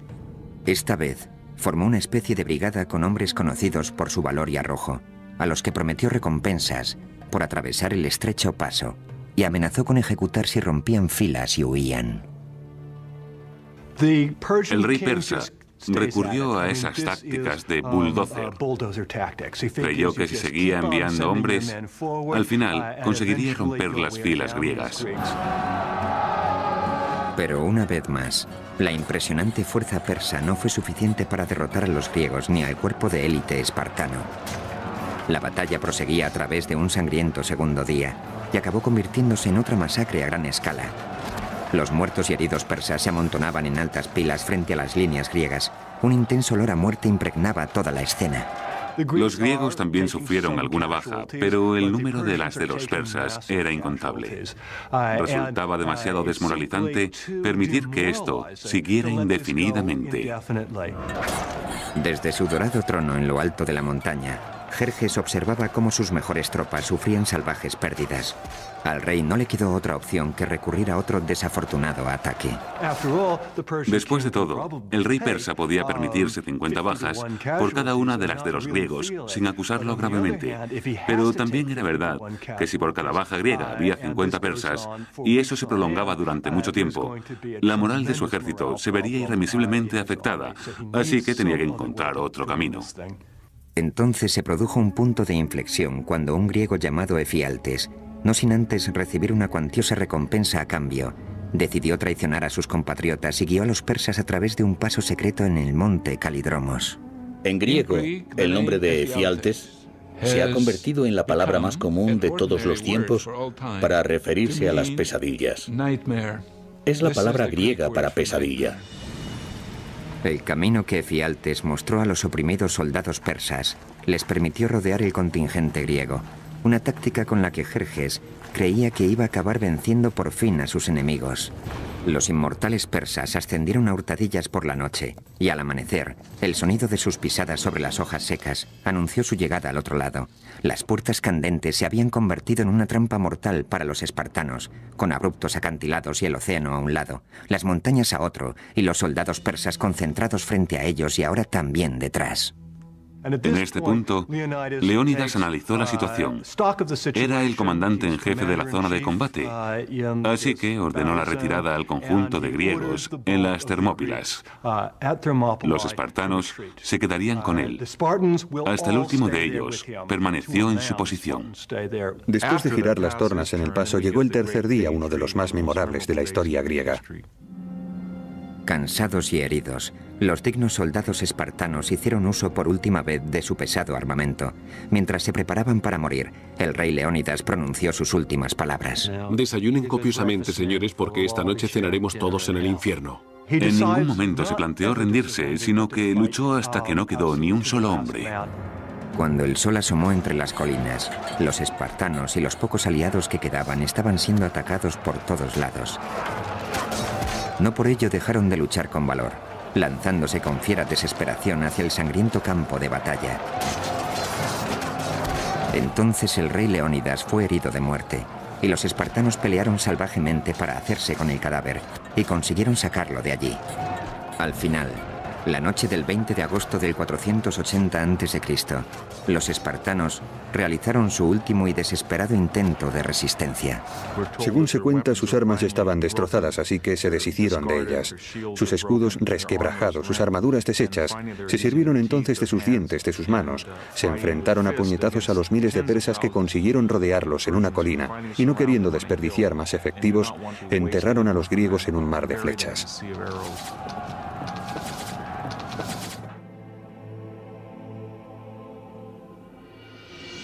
A primera hora de la tarde, todo había acabado. Los 300 espartanos yacían muertos junto con varios cientos de aliados. Pero las pérdidas persas eran escalofriantes. Se calcula que de unos 20.000 hombres. Empuñando por fin la victoria, Jerjes inspeccionó el campo de batalla. Entonces encontró el cuerpo del rey Leónidas, que estaba escondido. Lo decapitó y clavó la cabeza en un poste para que todo el mundo la viera. Fue un gesto barbárico destinado a demostrar que los espartanos eran, después de todo, simples mortales. Pero las gravemente desmoralizadas tropas persas no quedaron del todo convencidas. Sabían que la guerra no había hecho más que empezar y que había más espartanos esperándoles.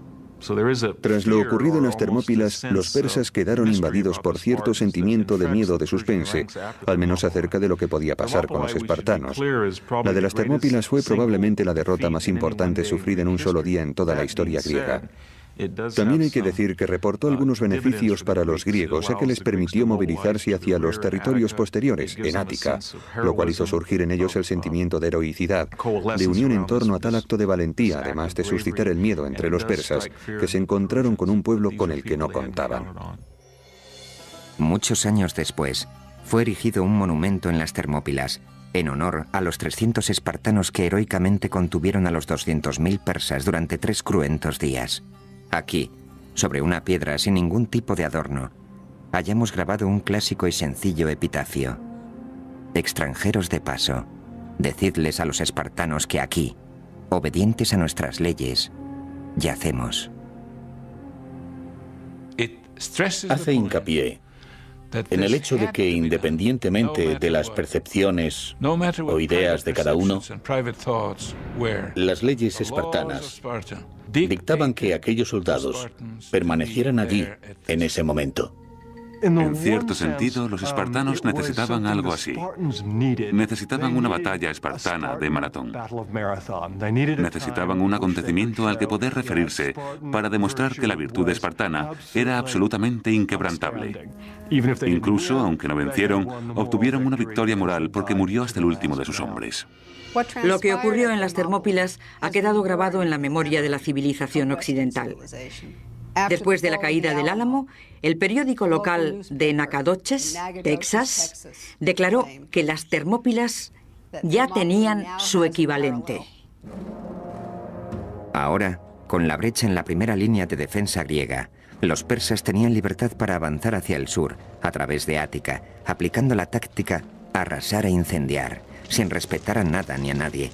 Cosechas y granjas enteras invadidas por las llamas, estatuas de dioses demolidas, templos destruidos, incluso la Acrópolis fue víctima del fuego.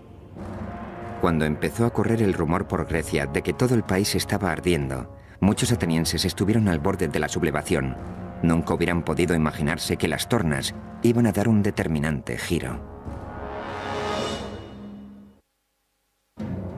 En las últimas décadas del siglo V a.C., todas las fuerzas de Grecia se unieron rápidamente en contra del enemigo común, el aparentemente invencible ejército persa, formado por más de 200.000 efectivos. Tras la batalla de las Termópilas en el año 480 a.C., el ejército y la armada persas tenían camino libre para avanzar hacia el sur, hacia Atenas. La moral griega aparecía por los suelos y la derrota inminente. Entonces decidieron confiar en un astuto y respetado comandante ateniense llamado Temístocles.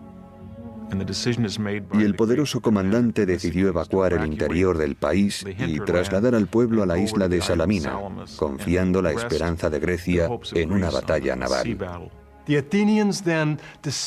Entonces los atenienses determinaron abandonar su territorio con la intención de evitar enfrentarse a los persas en una especie de batalla a la desesperada en tierra. Sin embargo, más que abandonar su territorio, lo que hicieron fue enviar a las mujeres y a los niños a campos de refugiados al sur de Grecia, tras la muralla del Istmo, y enfocar todas sus expectativas en su armada. Bajo la oscuridad de la noche, la armada griega se embarcó hacia la bahía de Salamina, a unos 97 kilómetros al sur por la costa. Debido a su estrecho canal, Temístocles estaba convencido de que Salamina constituía un punto ideal para contrarrestar la superioridad numérica y la gran movilidad de la flota persa. Temístocles era consciente de que si batían a la armada persa, vencerían la guerra, o al menos darían un gran paso en esa dirección porque el ejército persa dependía significativamente de su armada. La armada griega estaba en posición. Temístocles diseñó una inteligente táctica para llevar al rey Jerjes a dar un paso fatal. Temístocles le envió un esclavo que le dijo que el rey quería ser su amigo, que había visto la luz y que para demostrarlo le informaba de que si atacaba en ese momento podría capturar a toda la flota griega. En una carta entregada por un esclavo, Temístocles explicaba los planes para el abandono griego de Salamina, que se llevaría a cabo al cobijo de la noche del día siguiente. Jerjes creyó que era su gran oportunidad. Después de todo, ya tenía experiencia con los traidores. Efialtes había aparecido en el momento justo en las Termópilas y ahora aparecería otro, Temístocles.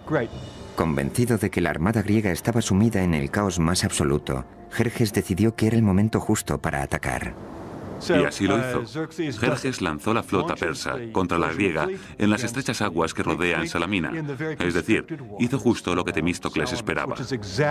Temístocles conocía estas aguas a la perfección y había colocado su flota de manera que la estrechez pudiera servirle de ventaja. Asimismo, sabía perfectamente cuándo el viento iba a soplar por detrás de ellos y con ello el momento en el que podrían cargar con más eficacia. Entonces, cuando los persas se abalanzaron sobre ellos, los griegos atacaron también con sus barcos.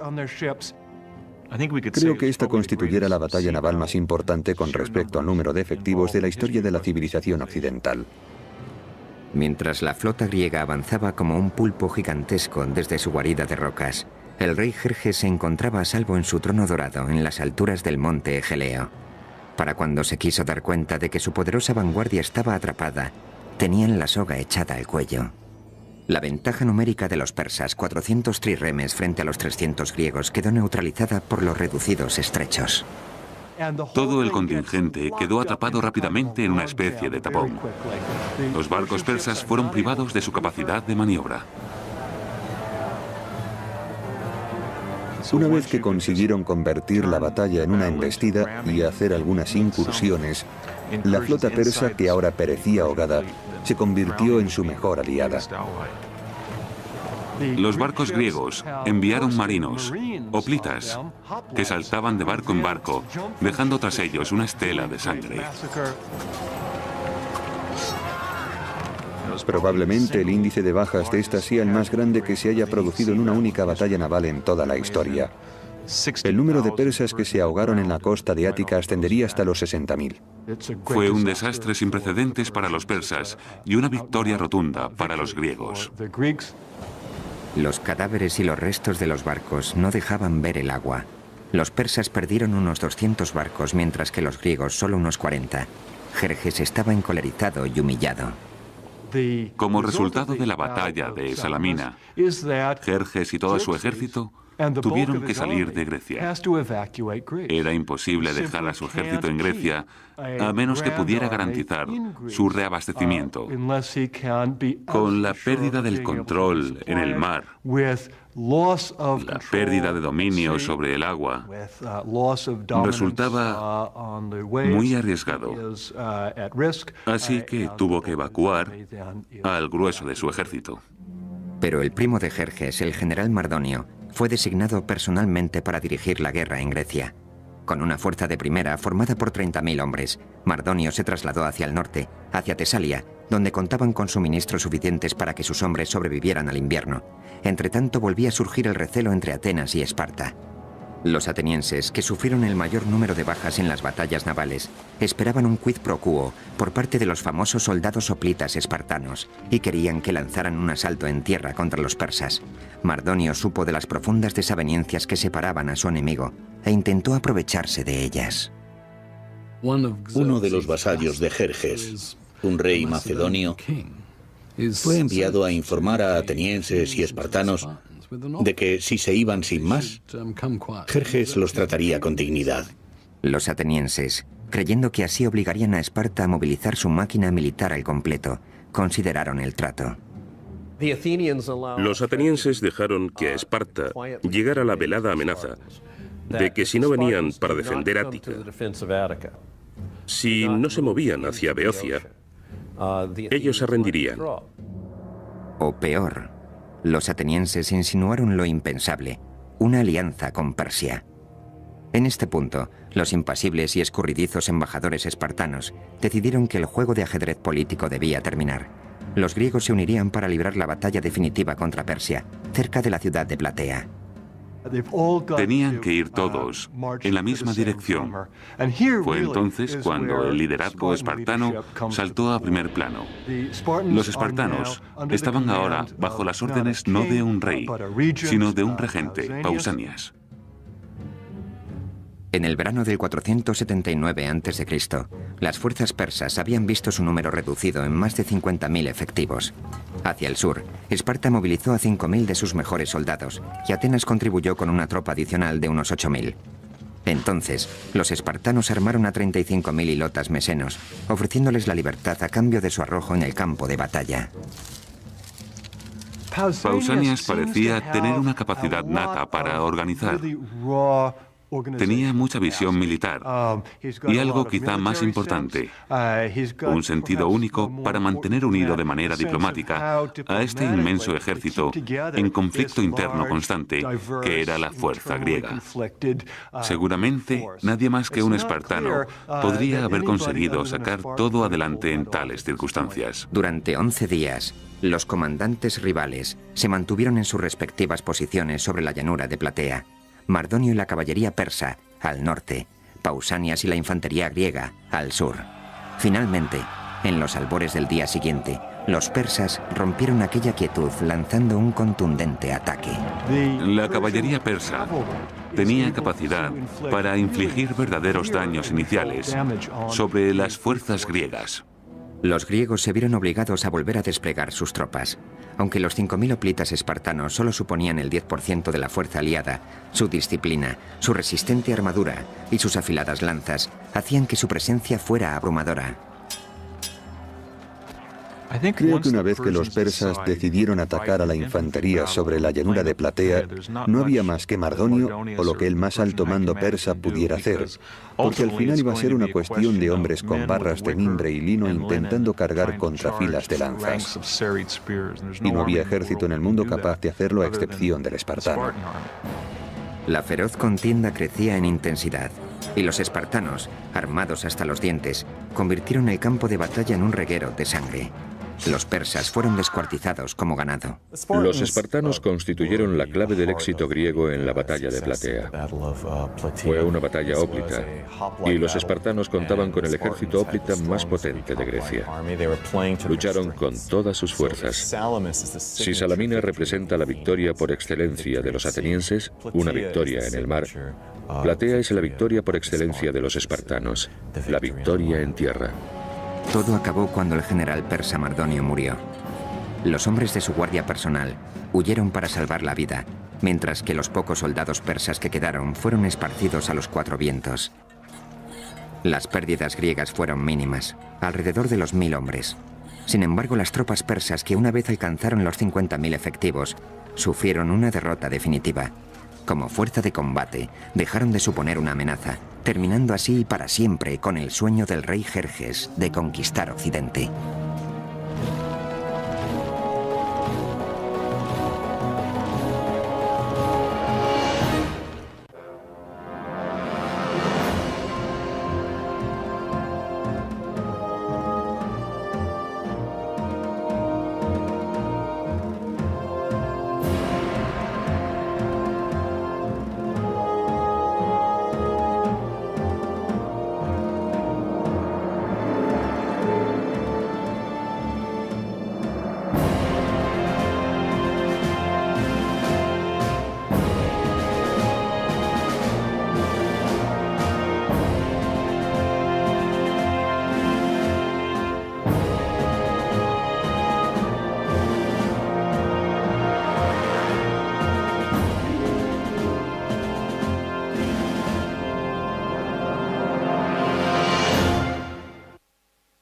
Las Termópilas alimentó la moral griega y encolerizó a los persas, que recibieron un claro mensaje: no os mezcléis con nosotros.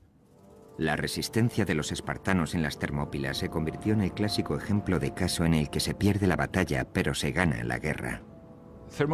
Las Termópilas han permanecido en la historia como algo grande, casi como una palabra clave para referirnos al concepto de entregar la propia vida, incluso desafiando a la muerte.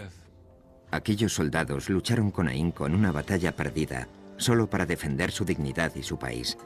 Se convirtieron en la fuerza militar más impresionante que el mundo haya conocido. Para producir este tipo de hombres, hombres que luchaban tan metódicamente enfrentándose a una muerte inminente, se requería una sociedad muy especial. Los espartanos son el reflejo de un aspecto crucial de la naturaleza humana: la búsqueda de la pureza, del orden, de la armonía. Una búsqueda que nos da el valor suficiente para no temer a la muerte, que nos impulsa a luchar a cualquier precio por un ideal como la libertad. Si bien hoy se piensa en Atenas como en la cuna de la civilización occidental y el cenit de la cultura griega, era Esparta a quien muchos de los griegos de la Edad de Oro dedicaban su admiración. Estaban verdaderamente considerados como el sumum de la civilización griega, pero representaban una utopía en el sentido de que estaban entregados al ideal de virtud, de servicio a la comunidad, de desinterés y de unidad. Lo que más valoraban las ciudades-estado griegas era la libertad respecto al intervencionismo exterior, el sentido de pertenecer a un sitio y el éxito en la batalla. Esparta era rica en estos tres valores. Durante el dominio de Esparta, la antigua Grecia era un conjunto de más de 1000 comunidades con gobierno propio, denominadas ciudades-estado. Una ciudad-estado es una ciudad que a todos los efectos prácticos funciona como un estado o un país con su gobierno propio, su ejército propio, su armada propia y sus propias leyes. Estos estados se distribuían por todas partes. Muchos de ellos fueron muy significativos para la cultura griega. Los orígenes de Esparta se remontan al siglo XII a.C., época de grandes cambios en el mundo antiguo, cuando el poder egipcio languidecía y daba paso al florecimiento del Segundo Imperio Babilónico. Según la leyenda griega, Esparta nació fruto de la violencia y la conquista, cuando en el 1150 a.C., los invasores del norte, que se creían descendientes de Hércules, iniciaron su avance hacia el sur para reivindicar lo que ellos consideraban tierras de sus ancestros. Cuando el rey Lacedemón tomó la península central, le puso Laconia en su propio nombre. A su capital principal la nombró Esparta, como su reina. Durante casi 400 años, hasta el 750 a.C. aproximadamente, Esparta fue el núcleo religioso, cultural y de gobierno de Laconia. Florecieron entonces la música y las artes. Son célebres los maravillosos coros de mujeres espartanas. Además, Esparta contaba con una magnífica cerámica con la que comerciaban y eran famosos por sus trabajos en bronce. Estos son ejemplos muy tempranos de arte lacónico. No se han encontrado restos de bellas artes espartanas que puedan datarse después del siglo VII a.C. Es como si el pueblo de Esparta hubiera dejado simplemente de dedicarse a ello. El abandono de este tipo de artes visuales que contemplamos por todas partes representa claramente una decisión tomada a conciencia. Fue una decisión que coincidió con el momento crucial de la historia de Esparta, el periodo conocido como las Guerras de Mesenia. Todo comenzó con una explosión demográfica que obligó a Esparta a buscar nuevas tierras y nuevos recursos alimenticios. Solucionaron el problema anexionándose un país entero, un país que era más grande que Esparta tanto en territorio como en población. Este capricho del destino determinaría el curso de la historia de Esparta para los siguientes 300 años. La tierra que eligieron para conquistar fue Mesenia, una comunidad dórica aislada en la parte occidental. No había nada que hiciera de Esparta un caso particular y extraño hasta la conquista de Mesenia y la historia posterior. Mesenia contaba con ricas tierras de cultivo y una floreciente economía agrícola. Allí es donde crecen hoy en día los famosos olivos de Kalamata. Además, Mesenia se encontraba rodeada por abundantes reservas de hierro, el material más preciado por los griegos para el equipamiento militar. Esparta necesitaba Mesenia, pero los mesenos no se rindieron fácilmente. Se produjo una guerra larga y cruel. Los espartanos no consiguieron sofocar ni fácil ni rápidamente la resistencia de los mesenos.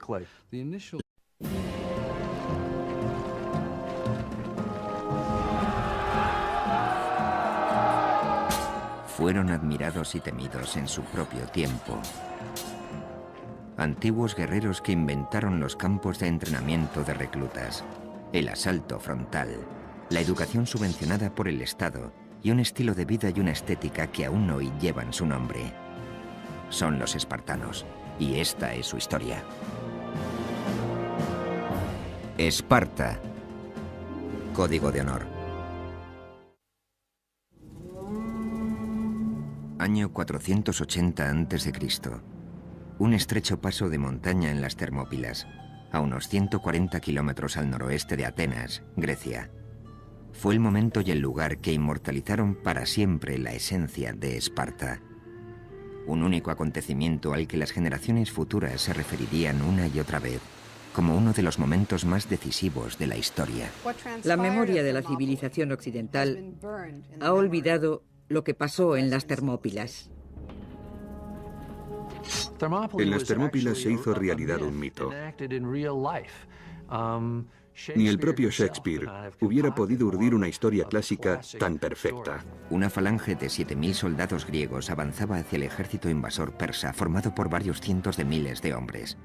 Los griegos estaban en clara inferioridad numérica, pero presionaron, confiando en que los 300 hombres apostados en las líneas del frente eran capaces de llevarlos a la victoria, solo porque estos hombres eran espartanos.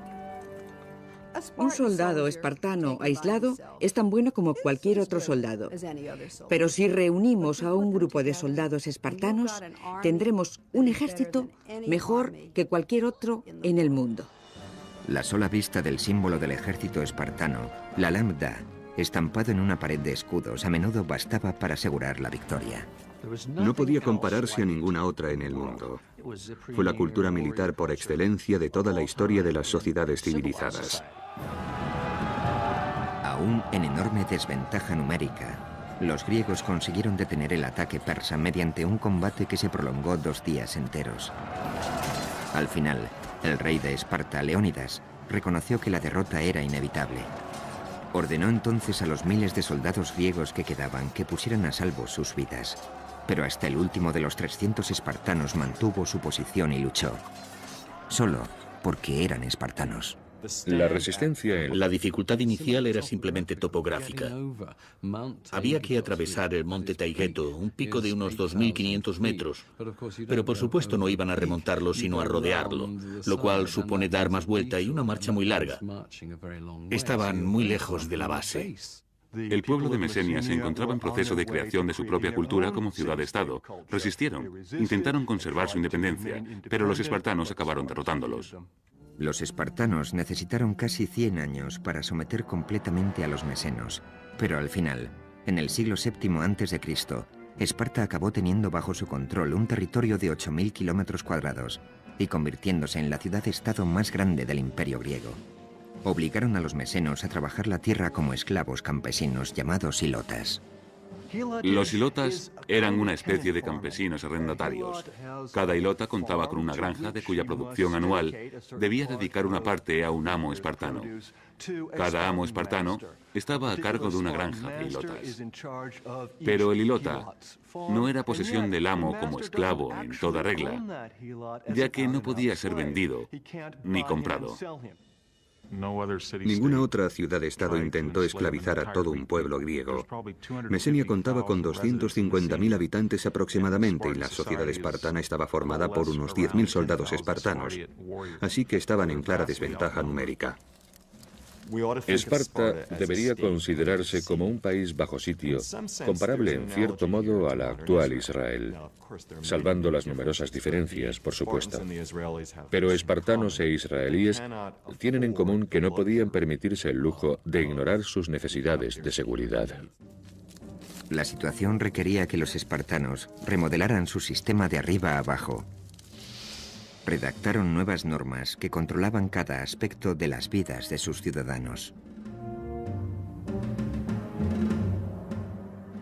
Era una población griega dedicada por entero al arte de la guerra. Según el historiador griego Plutarco, el arquitecto de esta nueva ciudad-estado fue un legislador espartano llamado Licurgo. Se sabe que Licurgo viajó por todo el Mediterráneo, recogiendo lo mejor de los sistemas militares de Creta, Jonia y Egipto. Además, recibió inspiración divina del oráculo de Delfos, donde, según se cuenta, Apolo le transmitió directamente su consejo. A partir de estas nuevas directrices de disciplina, Esparta poco a poco fue transformándose en una gran sociedad militar. Los ejércitos o las fuerzas de defensa de aquella época no eran más que milicias, granjeros que sacaban sus lanzas del desván y partían hacia la batalla. Licurgo, el fundador pionero de Esparta, por llamarlo así, diría: vamos a dar un giro en este sentido, y a partir de ahí se conformó toda la sociedad espartana, para bien o para mal. Sus leyes fueron acatadas porque las dictaba el oráculo de Delfos, que exigía su cumplimiento, como si de normas divinas se tratara. Puede que Licurgo existiera, o que fuera un instrumento de leyenda, pero en cualquier caso, los espartanos creyeron que había sido la divina voluntad de Apolo la que les había permitido crear un plan magistral para Esparta. Su sociedad se basaba en una pirámide de poder. En el pico se situaban los casi 10.000 hombres que formaban la élite espartana.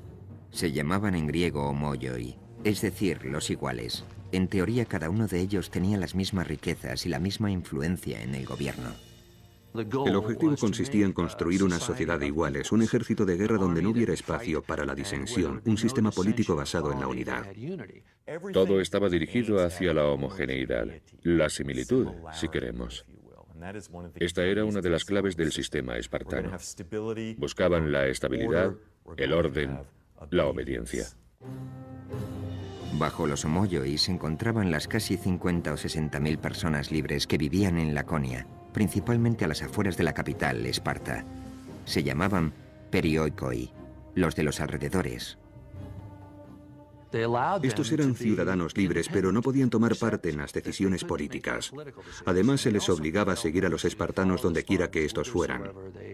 Los perioikoi constituían esencialmente una clase media sin derecho a voto que permitía a los homoioi estar siempre preparados para la guerra. Del amplio volumen de comercio, manufacturas y artesanía que era necesario para la subsistencia de la sociedad espartana, al fin y al cabo, alguien tenía que construir las armas. Se encargaban los perioikoi. Gracias a ellos todo funcionaba porque descargaban de responsabilidades a sus coetáneos espartanos, así que estos contaban con todo su tiempo para el entrenamiento atlético o de cualquier otra forma de guerra. El resto de objetivos innecesarios para la nueva máquina espartana fueron